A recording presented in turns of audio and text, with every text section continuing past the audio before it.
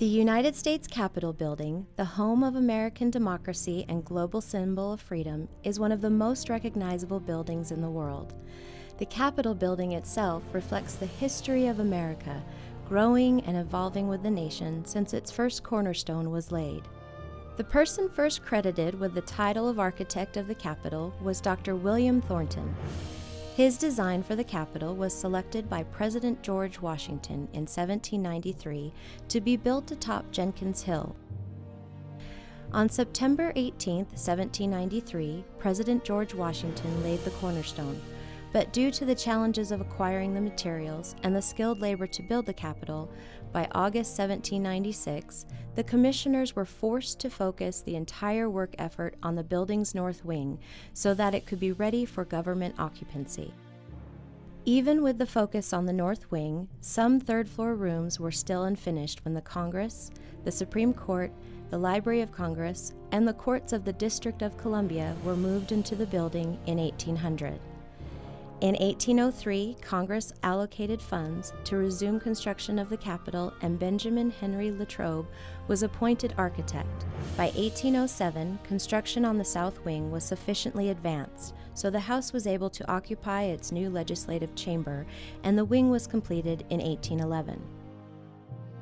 By 1813, Latrobe left the Capitol due to funding shortages caused by the War of 1812 with Great Britain.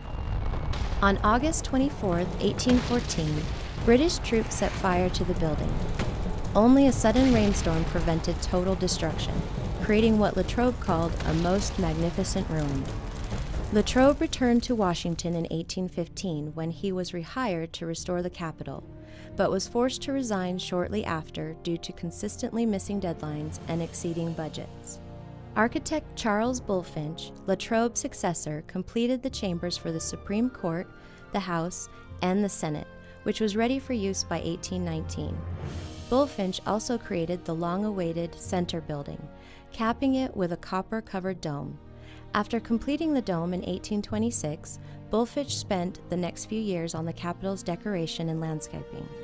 By 1850, it was apparent that the Capitol could no longer accommodate the increasing numbers of senators and representatives from newly admitted states. Another competition was held for the best plan to extend the Capitol.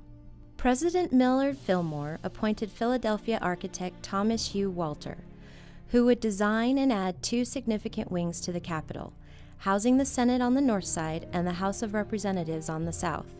As the new wings were constructed, more than doubling the length of the Capitol, it became apparent that the dome erected by Bulfinch no longer suited the building's proportions. Beginning in 1855, it was decided the old dome should be torn down and a larger cast iron dome, designed by Walter, would replace it. On December 2, 1863, the 19-foot Statue of Freedom was mounted, completing the 287-foot dome. Between 1884 and 1891, the marble terraces on the north, west, and south sides of the Capitol were constructed as part of the grounds plan devised by landscape architect Frederick Law Olmsted. The next significant alteration to the exterior of the Capitol was initiated in 1958, with a 33-foot extension of the east portico at the center of the building that was first proposed by Walter in 1864. The Capitol Visitor Center is the newest addition to the Capitol. At nearly 580,000 square feet, the Visitor Center is the largest project in the Capitol's more than two-century history and is approximately three-quarters the size of the Capitol itself. The entire facility is located underground on the east side of the Capitol, so as not to detract from the appearance of the Capitol and the grounds designed by Frederick Law Olmsted in 1874.